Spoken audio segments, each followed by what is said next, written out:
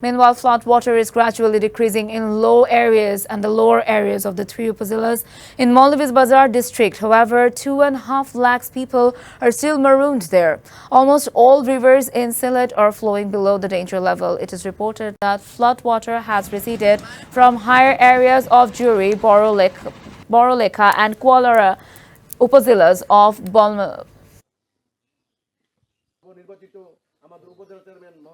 Bazar. Meanwhile, villages along the banks of the Hakka Luki Hawar are inundated as a flood water was not receded. Among 2.5 lakhs of people are still marooned there owing to the prolonged flood. The victims are suffering a lot. About 7,000 people are still in various shelters. Besides, in Sylhet, thousands of people along with Kushiara codes are still suffering. নগদের কাছে সব গ্রাহকই প্রিয়, তাই তো সারা দেশে cash out charge সবচেয়ে কম।